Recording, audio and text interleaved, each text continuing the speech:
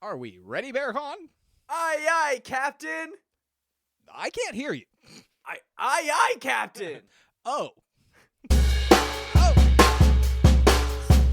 Starlog episode 20. How's it going, Michael? Dang, that really burst an eardrum. It That was burst crazy. the eardrums. Yeah. All right. How are you doing, Berkan? I'm doing swell. Nice. I'm doing swell. We had a pretty good weekend. Oh my God, it was one for the history books. It was crazy. We met Will Ferrell. Yeah, we met Elijah Wood. We met Ariana DeBose. Yeah. Oh my gosh. It was nuts. It was crazy. And we did our Crazy. first film festival. First film festival, Fantastic Fest over in Austin. We road trip, something we haven't been able to do together for a long time. Oh yeah, that was probably the best part. Was just you and me in a car driving Eating between Dallas and Bucky's Austin. Beaver Nuggets. Yeah, stopping at the Check Stop for all of our Texas so people out there. So good. Shout out to Check Stop. If you've been to Check Stop, sound off in the comments. Sound off in the comments if you've been to Check Stop. If you're from Texas, give me a hook 'em. Just kidding. I'm a Baylor fan. Oh no, I'm a Longhorn hook'em. Let's Actually, Michael Lee went to Texas A&M. for a year. This Still is an the Aggie. crazy thing. All the people in Texas who there's a lot of people at my office who went to the Texas universities. As like an engineer who works in Texas, right? Texas is really known for like their engineering programs in their colleges. And so I went to A&M for my freshman year, and then I transferred from A&M to UT. And if you don't know these colleges, they hate each other. They hate each other. Yep. Like half of A&M's traditions and like slang and, vernacular has to do with UT. Like they do the horns down. They call UT TU. Their entire existence is not liking. Right. the They call University of them Texas. T-sips because they're always like, during World War II, we went and fought and you guys were sipping tea, you T-sips. Which sounds like a slur, but that's what they call people who went to UT. So I transferred from A&M to UT, and literally everybody who I've ever met, when I tell them this, they just go, "Why?"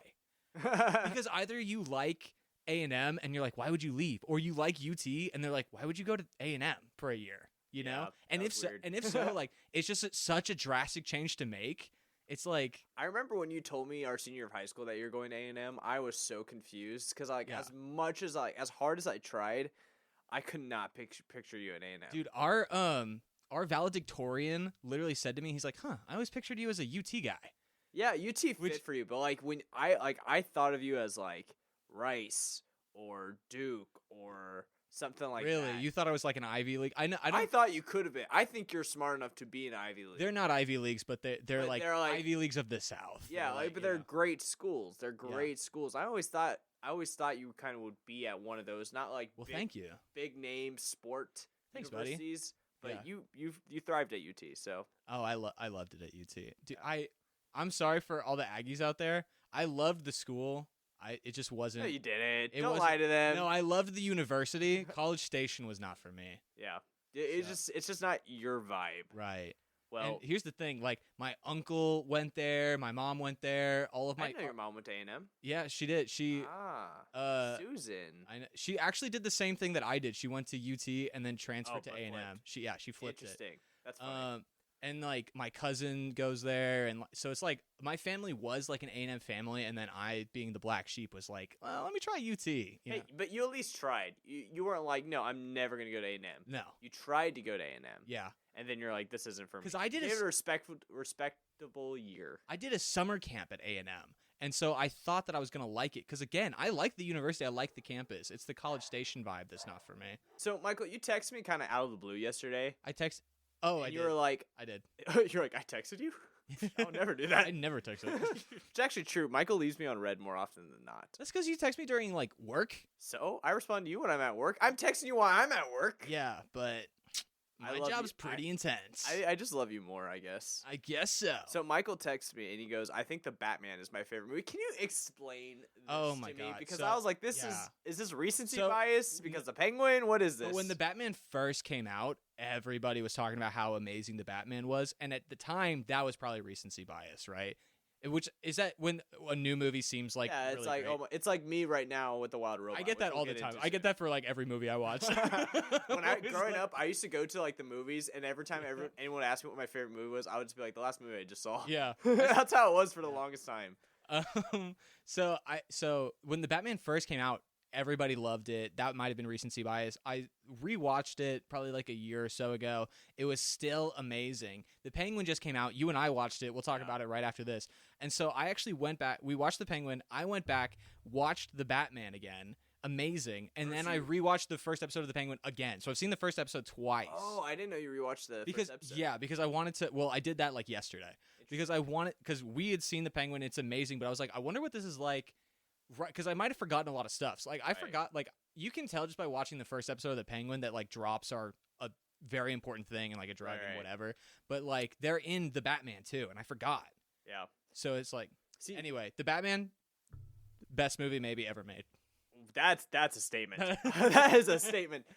So here's my thing with The Batman. When it first came out, I was like, I really enjoyed this movie. I think it had an argument to be like the best in the franchise. I wasn't ready at the moment to say it's better. And when you say the franchise, you mean? I mean all Batman movies. All Batman movies. It had the potential to be the best out of all the Batman movies. I wasn't quite ready to say, oh, it's better than The Dark Knight.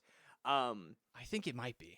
My thing was I could never go back and rewatch it because in my brain I was like, this feels like one of those mysteries that I'm like, now that I know the mystery, it's like I can't go back. No, it is true. When you rewatch it, you're like, it seems so obvious in hindsight. Yeah. You know? And so I was always like, I don't know if like I would enjoy going back. So I haven't had the urge to rewatch it until we watch The Penguin. Yeah. But just like the layers to it are so good. Like the way that Bruce Wayne's dad is involved in Carmine Falcone and Sal Maroni. Yeah. And it's like they talk about Sal Maroni all the time in The Batman.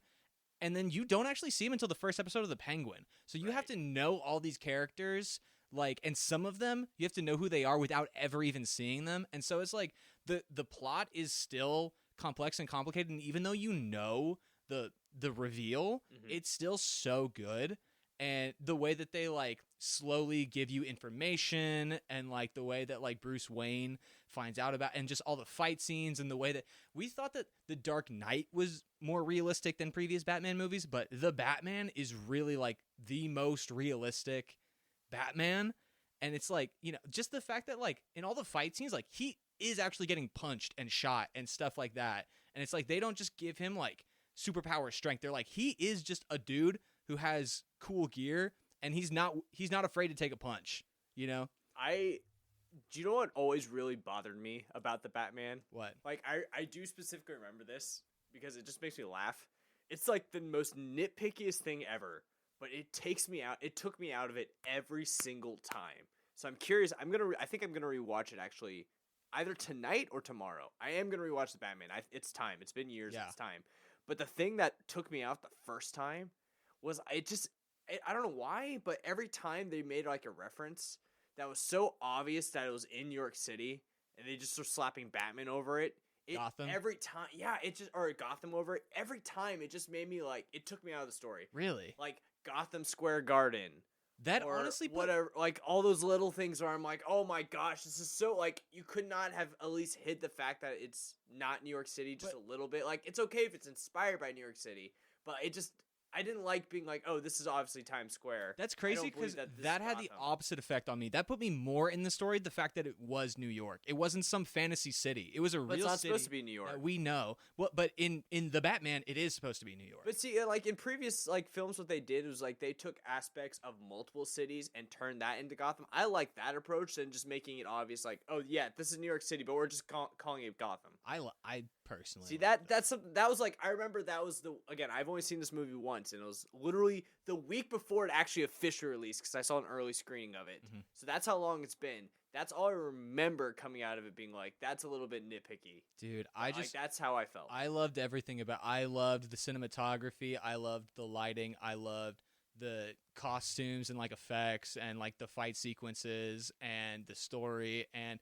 the Batmobile. The Batmobile is great. I will say there was like the specific like chase sequence, Batman chasing the Penguin. Yeah. That was pretty sick. Oh yeah. Okay, I got a question for you. Okay.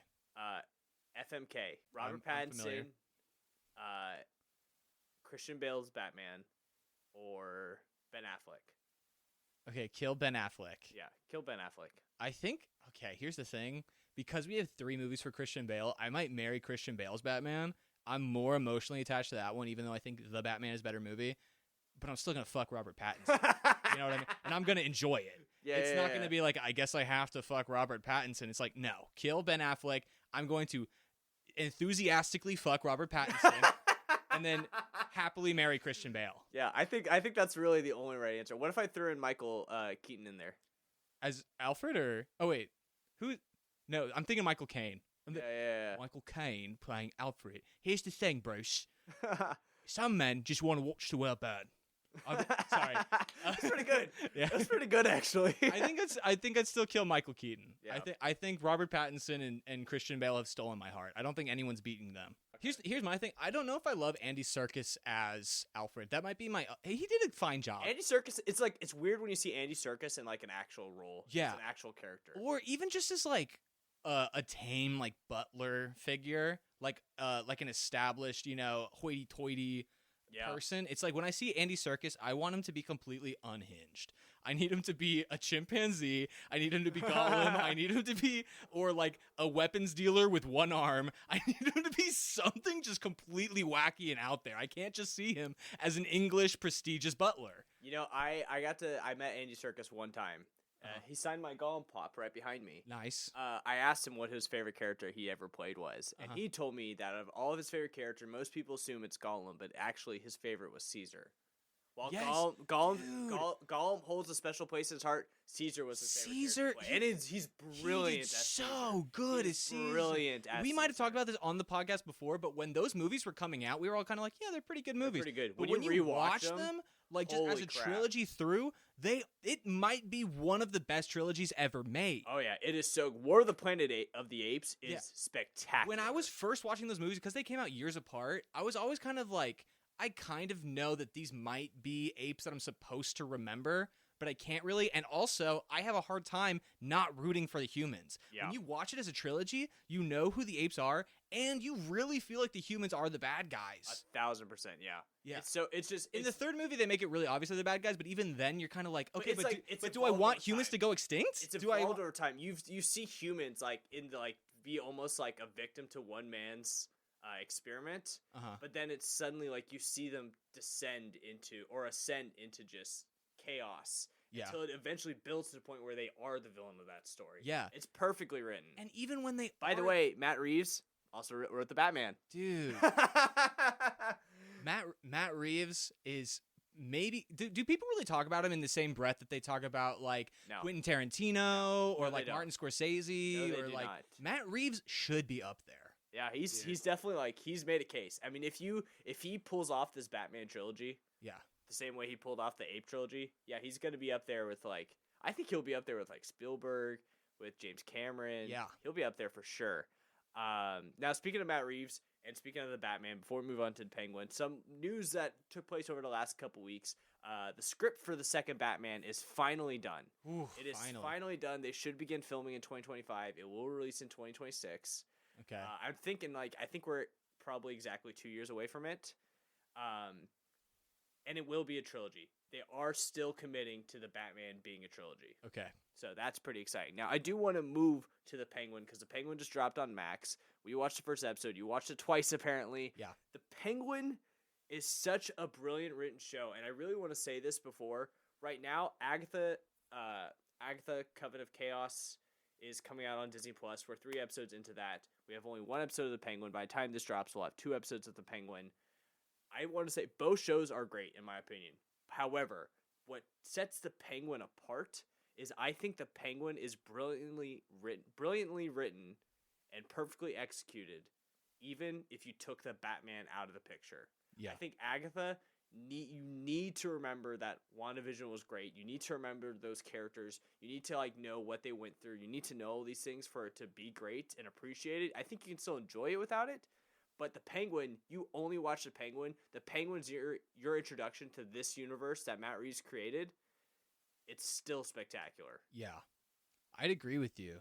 And I also think that they're really showing Disney what they're doing wrong. They're like, see, we only had 1 movie in this universe beforehand, and they started with an amazing pilot that already has so many people hooked on this 8-episode show. Oh, and it was so long too. Yeah. It wasn't 40 minutes. It was an hour and 20 minutes. It was essentially It was like a over mini an movie. hour, It was yeah. a minute. It was a movie itself. But the Batman is 3 hours long. Yeah, but So the still, it's Batman like a is- movie yeah. itself. It's like a kid's movie length, essentially. Yeah.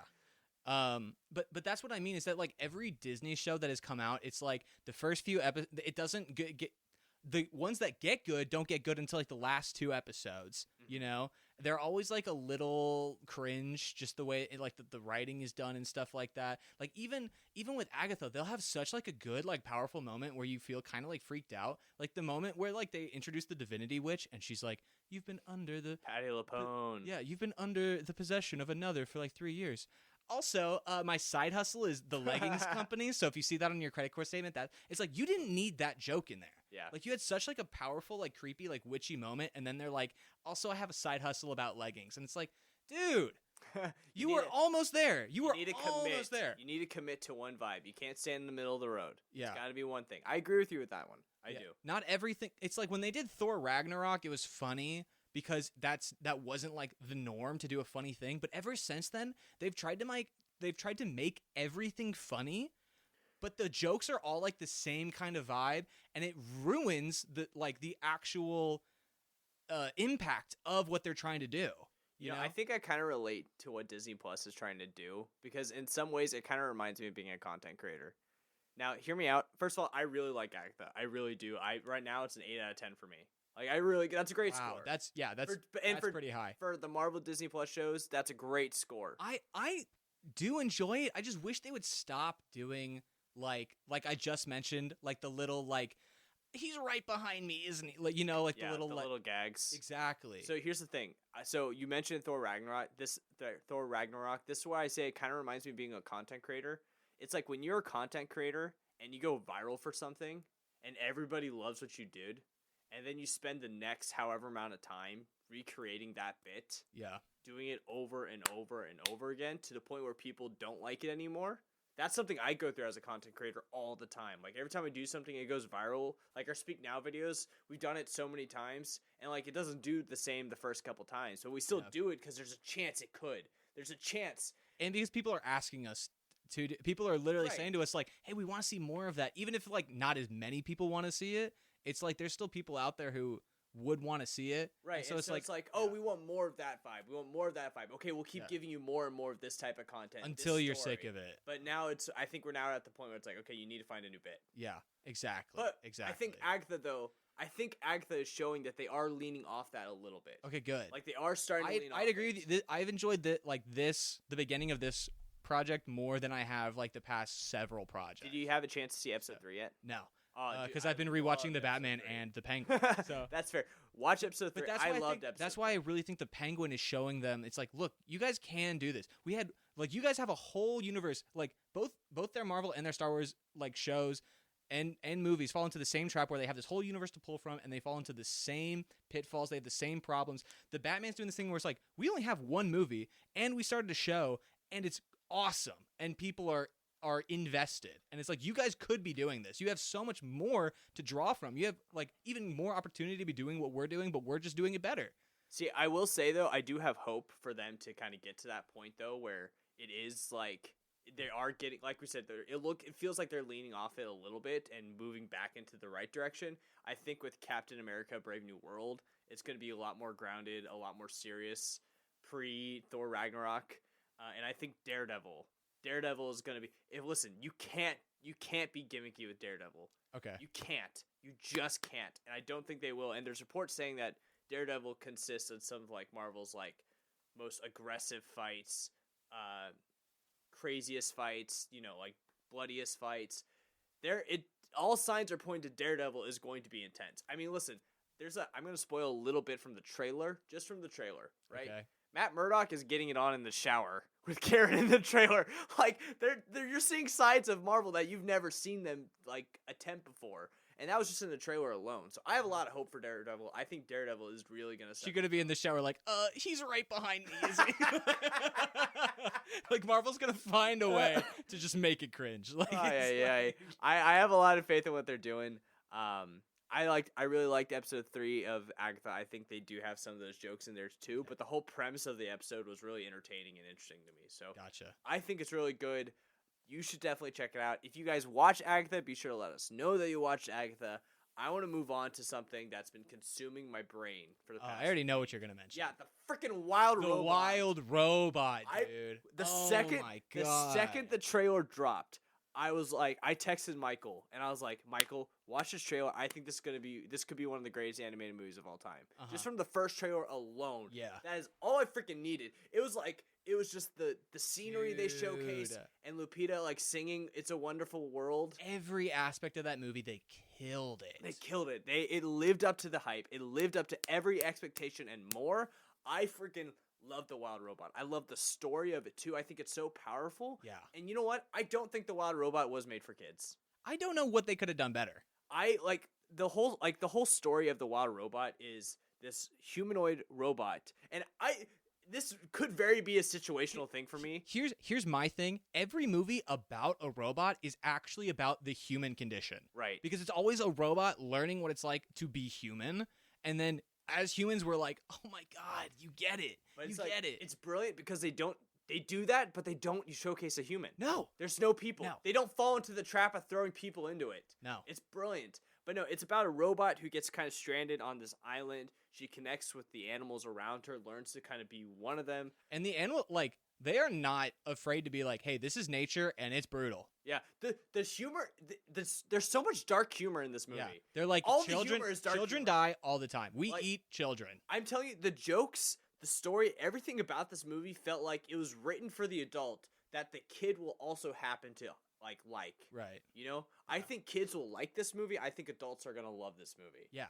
It was so The brilliant. movie is like all about like not just what it's like to be like human and like a family member and a mother or like whatever, like not belong to a group, not belong in society, but it's also about like avoiding death. It's like constantly they bring up death and like how to not die, And they're it's not like- afraid to showcase death either. No, They're not afraid of it. dude. That's what I'm saying is that like they did not like really take any shortcuts or like cut around the bush, you know, like they No. really just went straight to the point. It's a brilliantly crafted story. And I know it was a book first. Like, it was a book first. I believe the author's name was Peter Brown. I could be wrong. Okay. I'm sorry, Peter Brown, if that's not your name. But I think it's a testament If your to name how is Peter well- Brown, shout out Peter Brown. I think it's a testament to how well they, like, developed that story. And I never finished the book. I read, like, the first half of the book. Okay. Just because I kind of wanted to get an idea of what it was about when the trailer first dropped. Yeah. And I got up to the point where she basically adopted the duckling, or the goose. The Gosling. Gosling. Yeah. Ryan? Yeah. I got up to that point and I stopped reading because I was like, okay, I understand what this is about. I want to wait for the movie to come out. I didn't realize that Fink was Pedro Pascal. Yeah. I love Pedro Pascal. Pedro Pascal plays a fox. But the reason why I think I connect with this movie so much, was because of what I've been kind of like, my life currently. So it's a movie about robots, right? I work with robots now. That's my job. Yeah. I literally like that is my everything they were talking about that robot. I was like, this is my everyday. Yeah. Like I know exactly. Like I'm connecting with this on a different level. That's true. And then also the story of like the mom and son. Yeah. So this past 7 months have been hard because this is the longest I've gone without my mom. My mom's still around. She moved to Turkey, right? So I haven't seen my mom in 7 months. I'm actually seeing her for the first time this weekend. She's coming back to town, so I'm very excited. I love you, Mom. Maybe she'll be on the next episode of the podcast. Shout out in the comments if you want my mom on the podcast. But so she's coming home for a little bit, but the whole movie is about a mother-son relationship, and a big part of it is them like being apart and being afraid that the other doesn't know how much the other loves them. And I think that's something I connect with so much, and I really like it. I could not stop crying. I could not. Dude, the people behind me in the theater were sobbing. Dude, I was like, me and the guy next to me were losing it. This movie will get the tears flowing. Yeah, it's just like, and it's not like people ask me, they're like, so is it really sad? And I'm like, it's not sad. It's just kind of beautiful. It's a little sad. It's not like, oh, someone died, like the main character dies sad. Right. It's just like, it's sad and heartwarming at the same time. It's bittersweet. Yeah. It's so bittersweet. It's such a beautifully well-made movie. And Chris Sanders is a genius, in my opinion. He did Lilo and Stitch, How to Train Your Dragon, and now The Wild Robot. Wow. The man could kill a family story. Oh yeah. He crushes it. Yeah. He's so good. He is so good. But anyway, it really like stuck with me. I'm actually gonna go see it again Sunday. It has huge Iron Giant vibes. See, I haven't seen Iron Giant, which is why I'm upset that like we didn't, because we've been planning to watch the Iron Giant together for a while, because that's one of my favorite movies of all time. But now that you've seen The Wild Robot, you're just gonna be comparing the Iron Giant to the Wild Robot, which is not fair. See, that's the thing. We should have seen the Iron Giant before we saw the Wild Robot. I will say I won't do that. Okay. If I'm good at anything, it's if I see like a movie and like it was inspired by a different movie, but there's a lot of similarities. I won't go because I know it's not fair. Yeah. Like I'm not gonna compare. Like I'm not gonna sit there and be like, well, the Wild Robot does this better. Because at the end of the day, I would hope the Wild Robot does it better. I want the Wild Robot to do it better. I don't want the people get stuck on this idea that like old movies can never be topped.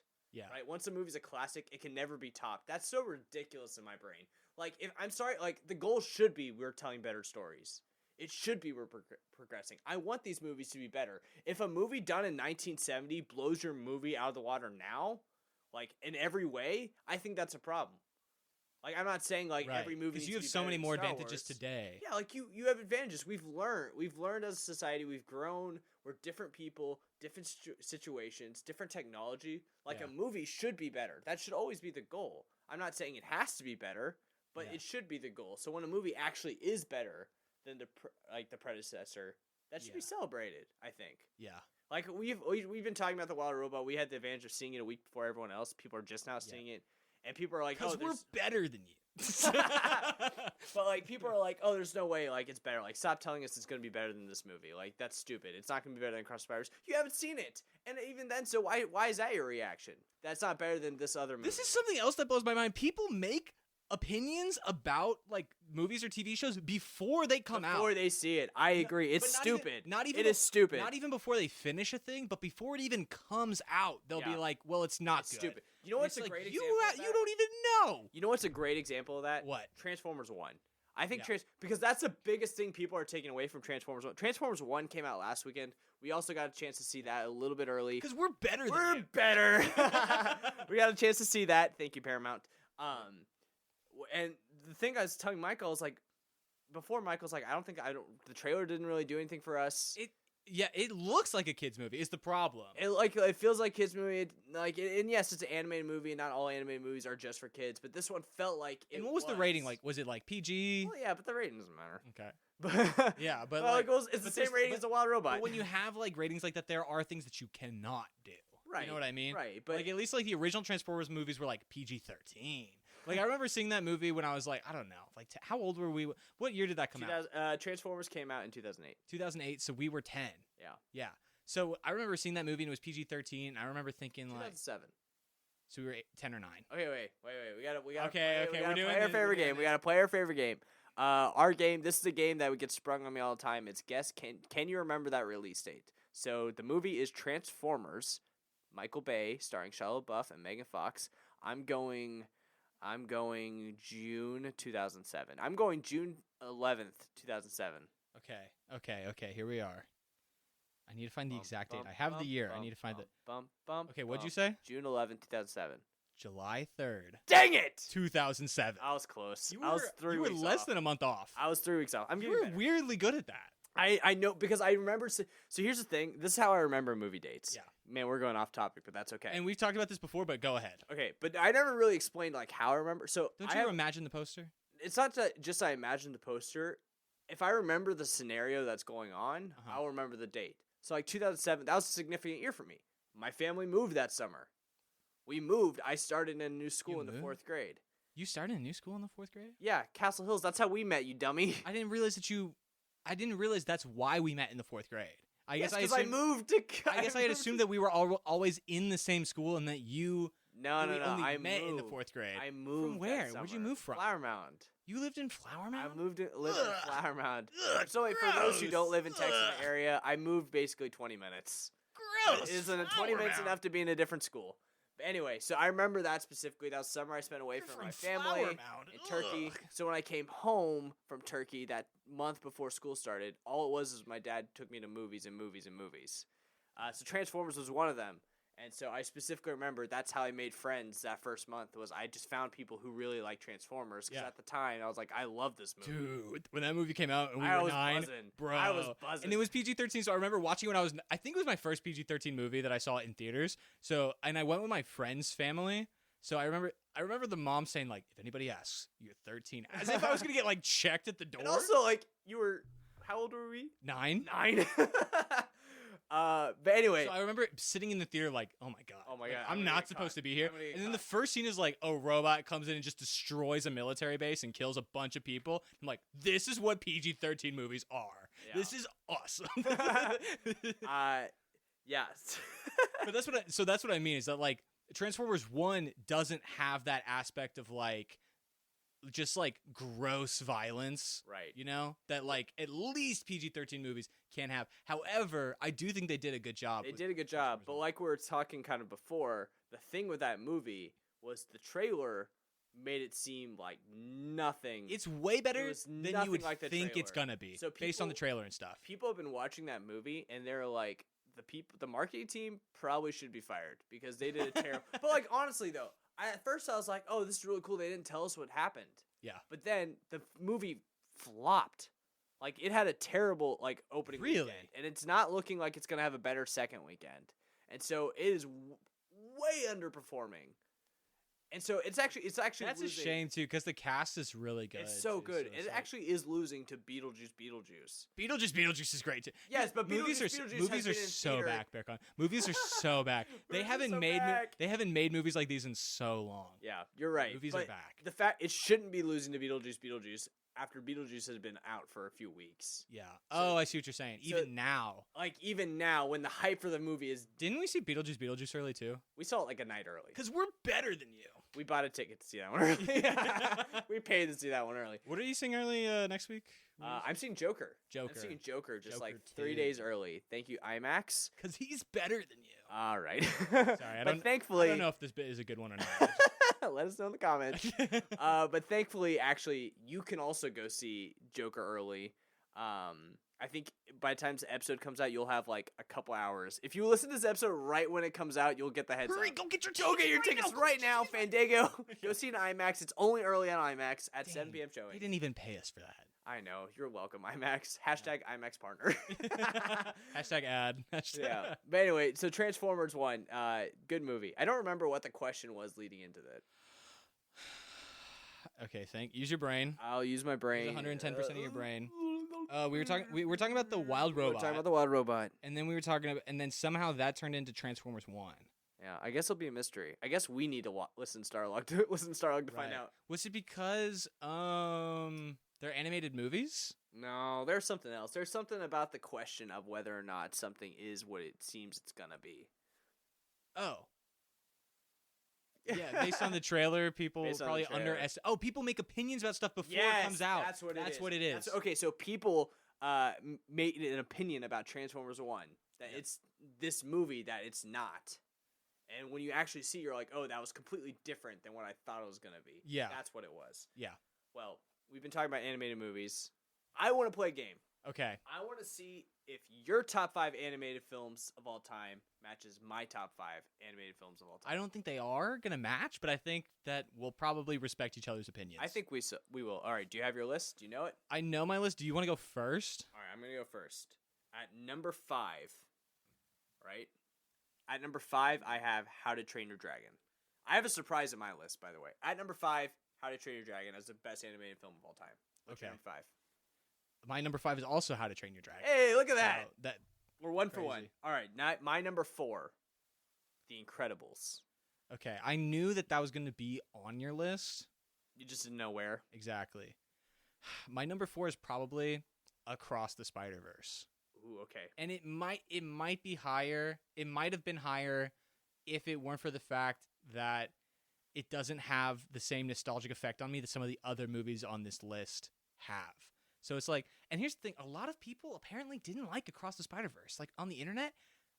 But the animation in that movie just scratches something in my brain. I think like- people just need the other half of the story. Yeah. I think that dialogue's gonna change once the third one comes out, if it ever Gotcha. comes out. I think that is the thing, is that people are always like, there's no conclusion to the thing, No. I don't think they like the story that much because it's It can't all stand alone. set up, I guess. Which is But- fair. Which I think but is a fair dude, criticism. It is a fair criticism, but like still, like just I love the characters in it. I love the chemistry. And again, the animation just scratches something in my brain. It's just so pleasant to watch. I loved watching that The movie. fight, with you. oh my god, It was so much fun. the and the fights fights in that are scene. perfect. Oh my, yeah, Perfect. All right, number 3. Yeah. Into the Spider-Verse. okay, Yeah, so that's where I put Spider-Verse for me.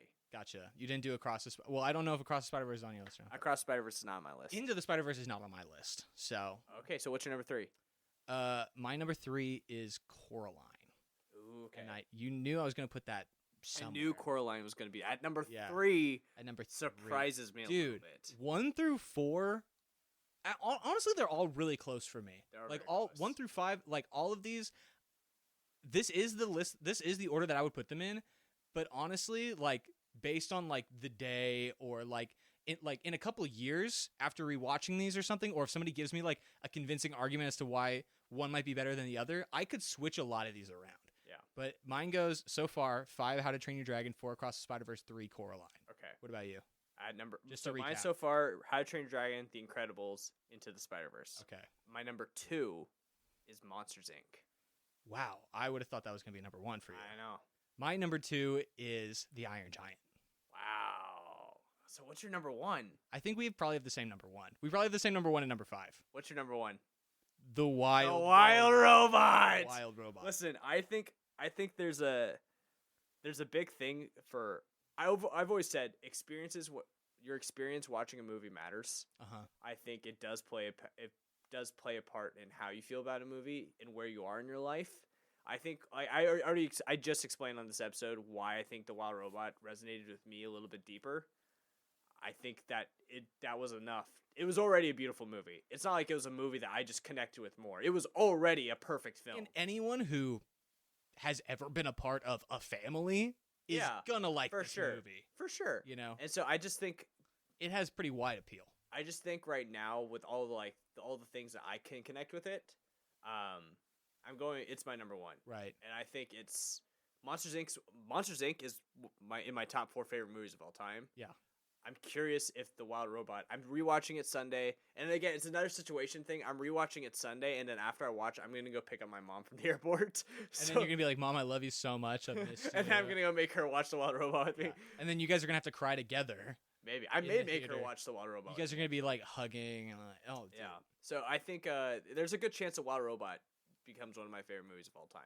After I need the rewatch. The rewatch. That's crazy that we had the same number 5 and number 1. Yeah, it is pretty crazy. And here's the thing, I bet I could have guessed all 5 movies on your list, but maybe not in the right order. Would you have guessed Toy Story 3?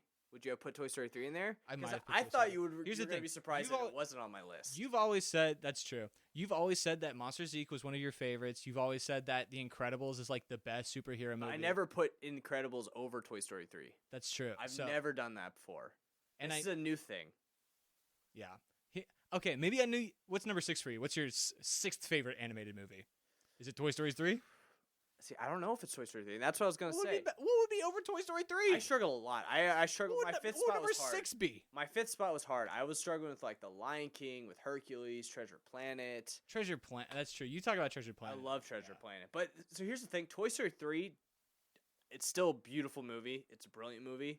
I rewatched Toy Story 3 a couple weeks ago. It's not sitting with me as high as I thought it would. I sit think with Toy me. Story is probably one of the most overrated franchises ever. Okay, it's not that level. I'm not saying it's bad. I just think Don't- Toy don't- Story. don't I've said put this before. my- I've said Don't this use before. my overrated Every movies, skipping single- good movies argument every against me. single- Do not do it. Every You're single doing it. every single Unbelievable. movie in the Toy Story franchise is some sort of conclusion, and then they, coincidentally, Only 2 of them have been conclusions. coincidentally, Only 2 of them. three of the 4 movies have been conclusions.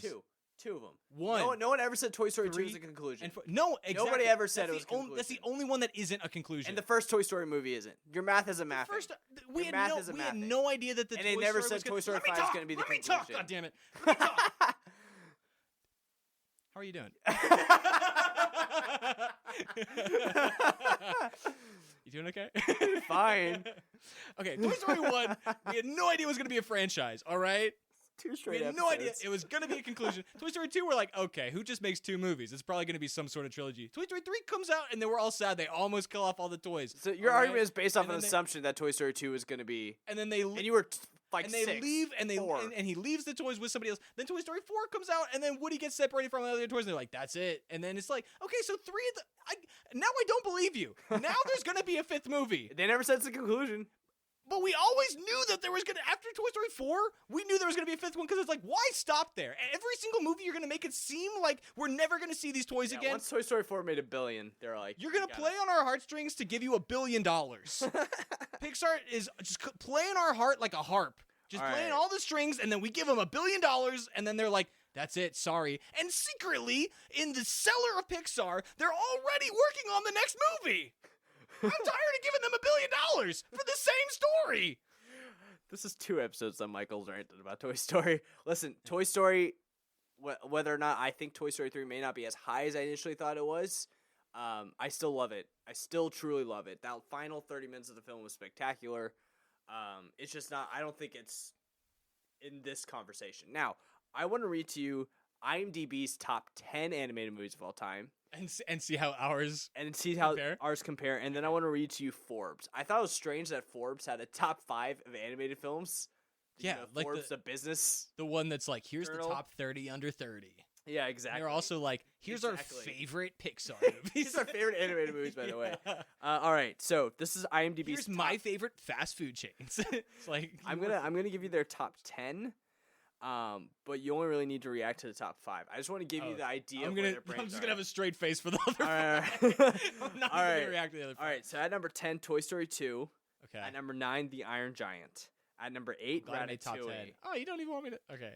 They just pulled out my number 2 animated movie. You don't want me to react at all. I'm glad I made it. I'm just going through. Okay, so number 8 is Ratatouille.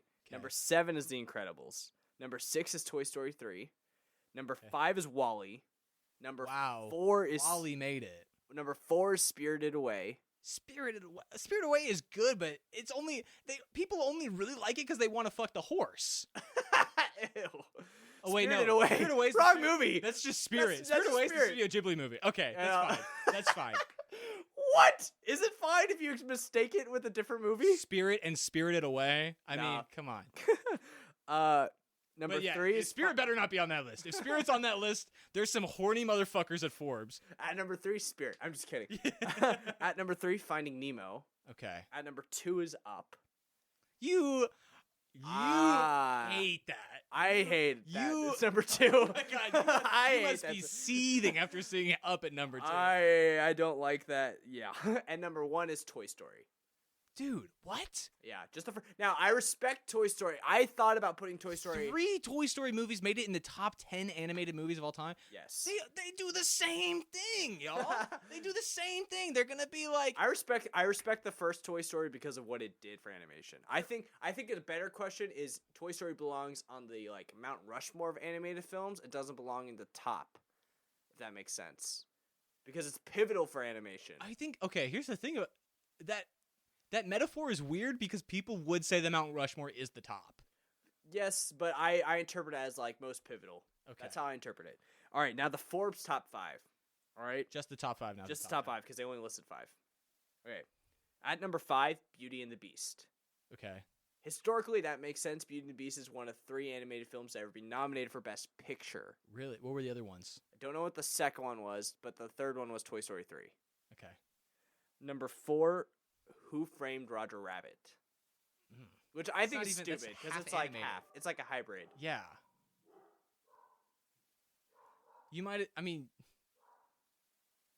you could call Avatar an animated movie at that point because half of it's just CGI. That's a different argument, right? Avatar's my favorite animated movie. Technically, the live-action Lion King counts in the box office totals for was one of the highest-grossing animated films of all time. Yeah. Which is again, it's live action. It's all computer animated. With the amount of CGI, we've completely like lost track of what is actual live action and what is animation. Yeah.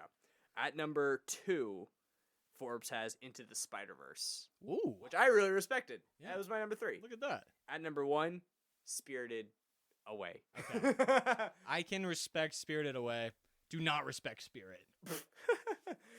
Yeah. Anyway, so that's the animation rankings. That's Michael and I's animation tired rankings. Of people overhyping. I feel like Toy Story. Every institution's overhyping Toy Story. It's all the same story. Oh, there's a kid. Oh no, they're losing their toys. Oh, we'll reunite them with their toys. All right, we're never gonna see these toys again as an audience. Goodbye, everybody.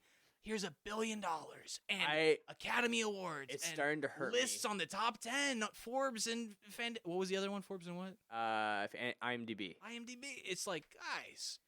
It's starting to hurt me how much you don't like Toy Story. I'm just doing a bit, honestly, at this point. I like Toy Story. I'm doing a bit. Will you go with me to see Toy Story 5 opening night? Not a chance. Yeah, I'll watch it. Good. I'll go with I have a Tim Allen signed Buzz Lightyear pop-up of me. Oh, cool. Yeah, Nice. I love Toy Story. But I thought it was interesting how ours kind of compared in similarities. Right. We had a couple similarities, but honestly, like, there were some curveballs in there. There are some curveballs. I really struggled with whether or not Treasure Planet should be in my top 5. Do you guys agree with our list? Do you guys agree with Sound IMDb? off in the comments. Do you guys agree with Forbes? Let us know in the comments. Now, before we wrap up, I want to talk about Fantastic Fest. Yeah. So the film festival, we mentioned we went to the film We festival. barely even talked about Fantastic. We started off with it. And I want to conclude. I want to full circle this. Right. So Fantastic Fest, they invited us out. We got to see some movies. We only got to watch a couple. We were only able to be there for the weekend.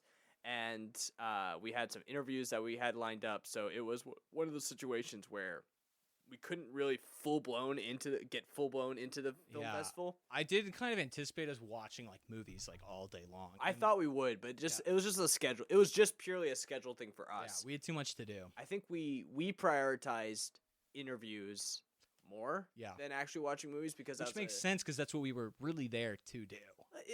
I don't think it was necessarily, honestly, I don't know if they invited us with the intention of like, oh yeah, your focus is interviewing people.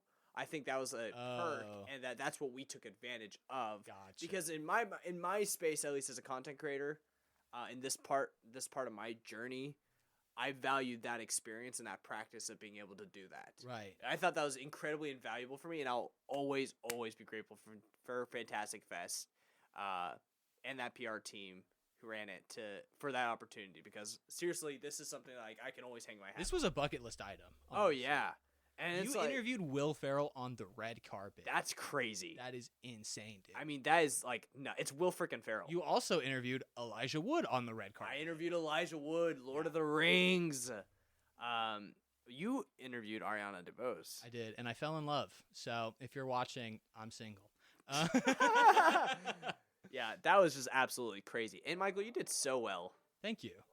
You did great too. Honestly, Berkan, like every interview I've seen you do, you've killed it in a way that like is beyond your experience. You know, like just based on the amount of experience interviewing that you have, like I would have thought that there'd be like some sort of learning curve, but you handle it like a pro. You know what I mean? Like when you interviewed Kristen Chenoweth, you genuinely asked Check a lot out that of episode, by the way. You actually asked a lot of interesting questions and were very professional and just kept the conversation moving, and you were listening and all that kind of stuff. The same when you were interviewing the people on the red carpet. So you killed it, man. But Michael, I honestly could say the same thing about you because, and we're just complimenting each other now. Sorry. You're gonna have to listen. But just like, friends Michael, right like now. he did this thing when you go and you like listen to his interview. Like half the questions he asked, we didn't plan. It was just you also had this like intuition while you were talking to these people of like what the next question needed to be. Yeah. And I learned from that a little bit too. Arian literally said, he's like, wow, I feel like that's a question from my therapist. He's like, I don't know how to answer that. I was like, ugh. I'm like, maybe I shouldn't have been listening. Maybe I need to pull back. But I thought like all our conversations were really great. It was really cool. I will say like I hope like I can get better at being more on brand with myself. How did you feel you were off brand? I feel like when I was asking questions, it was more like a little bit of this, like, hey, so what inspired you to be part of this movie? Like how like this. And I was like, they're good questions. Yeah. But it wasn't big screen Berkan asking them. And I'm not saying I'm going to scream at their face, be like, tell me everything about this movie and tell it to me now. Tell me the entire timeline of your movie's universe. Go.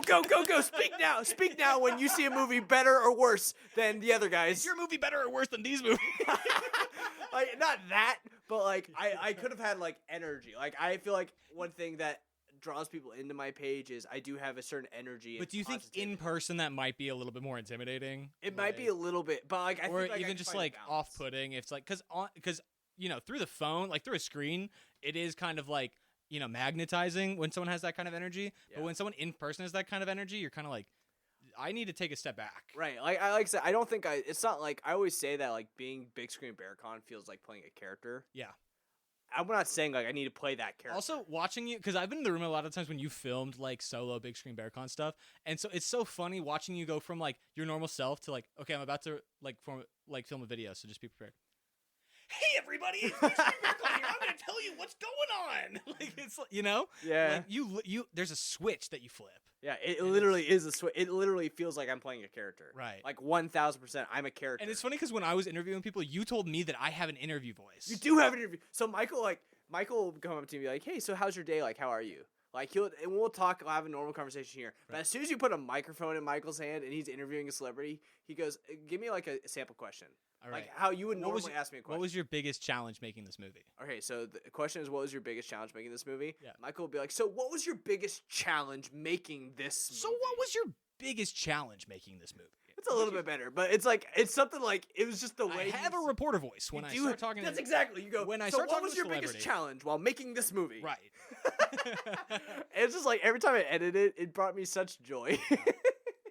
Would you say that working with your co-stars had a lot of natural chemistry, or did you feel like it was more of a coworker vibe?